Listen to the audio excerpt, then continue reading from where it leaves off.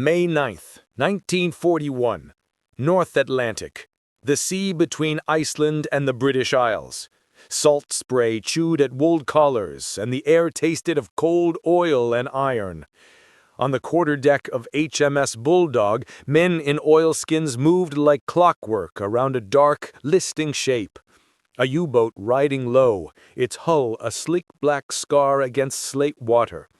The destroyer's captain, Commander Joe Baker Cresswell, stood with his binoculars pressed to his face, breath fogging. Below him, ropes creaked. Men shouted and clipped nautical syllables. A boarding party readied itself under the dull thug of the ship's engines. You feel the tension immediately, the sea, the urgency, the metallic tang of diesel. The U-boat's crew had abandoned ship hours earlier, pushed onto the choppy deck in a line of dripping gray silhouettes. They were treated like prisoners, bundled into the Bulldog's confines, but on the submarine's overturned belly, something else had been happening.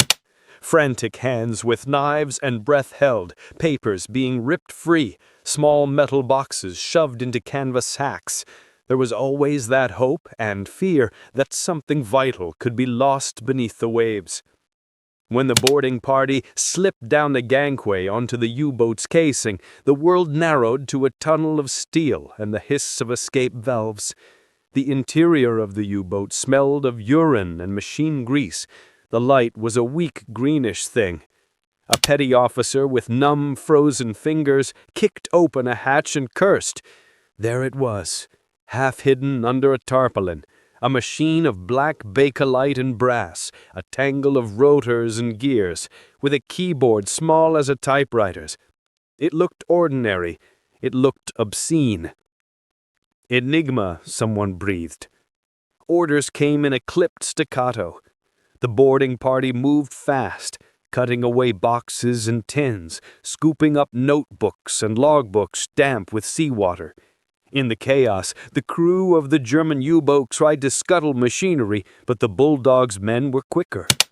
A stout plastic case containing several cipher wheels, camouflaged wheels etched with strange notches, was pried free.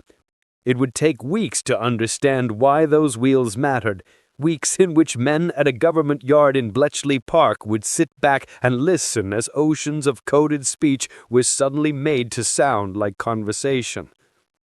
Back on board the Bulldog, the prize was wrapped in oilcloth and stowed below. The destroyer rode the swells toward Iceland and then toward home, but its cargo was not simply hardware. It was silence turned to language.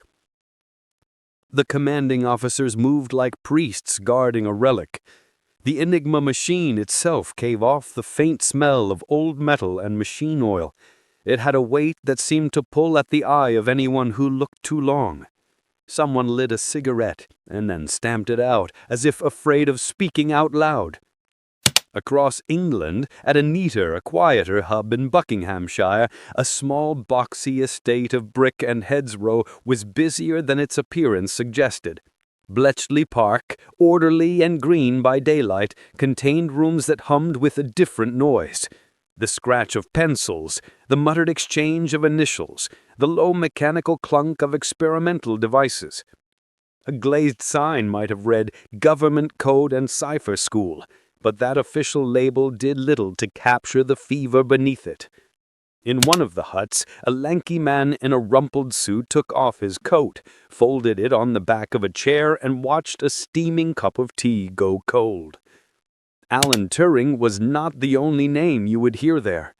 Gordon Welshman paced maps and charts. Dilly Knox grumbled with affection over newspapers. A small team of Polish crypto-analysts, Marian Rejewski, Jerzy Ruzicki, Henryk Zgalski, had already left footprints on the work that would follow. Those Polish names would matter. Their early work on Enigma wiring and Zgalski's sheets supplied the scaffolding on which Bletchley's later machines were built. But on this evening, the room's attention belonged to the wet, wrapped machine arriving by naval courier. The courier's boots thumped down the corridor, and the wrapped machine was unrolled like a small coffin. Turing leaned forward. He ran a finger over the machine's keys and then the rotors, feeling the notches with a mathematician's curiosity rather than a soldier's triumph. He called for the engineers. The idea, almost puerile in its simplicity and terrifying in its implications, was to build a device that could simulate the Enigma's combinations and try them in fast order, to find the daily key.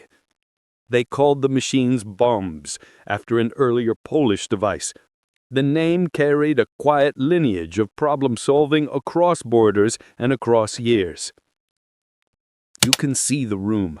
A dozen men bent over long metal racks, cogs clicking, wires strung like veins. The smell of solder and cigarette smoke coalesced into a single strange perfume. A young technician tightened a bolt and wiped oil from his hands on his trouser leg. There was humor, too, a rigid British sort of humor that masked fear. They joked about the absurdity of making machines to beat machines. Yet every test rung that produced plain text, a readable line of German, sent a ripple through the hut like applause. At first, Enigma's secrecy felt absolute to the men in Berlin. The Reich had wrapped the device in layers of confidence. Daily keys, Rotherschengs, the doctrine of absolute secrecy. In German high command, Enigma was not a tool to be second-guessed. It was a sacred cipher whose very existence reinforced the illusion of invulnerability. But as the machine on the wooden table at Bletchley Park started to render messages into crude human sentences, the illusion thinned to paper and ink. Outside, the Atlantic kept on moving. Inside the hut, the bombs kept on clacking. Men who had never before tasted the sweet animal thrill of victory felt it now, the slow, inevitable proof that a fortress had a door. They knew even then that what they held would change the maps of war. But they did not yet know how the knowledge, the constant, everyday interception of plans, would ripple back toward the enemy like a shadow. For the moment, the work was technical, almost surgical. Find the key, read the message, act. The first wins were small, surgical, almost invisible. A convoy rerouted, a U-boat tracked and sunk, a bombing raid avoided. The Germans still spoke as if their codes were inviolate. They kept sending orders. They kept thinking themselves beyond human reach. The men at Bletchley clipped another page into the folder, and the machine hummed on.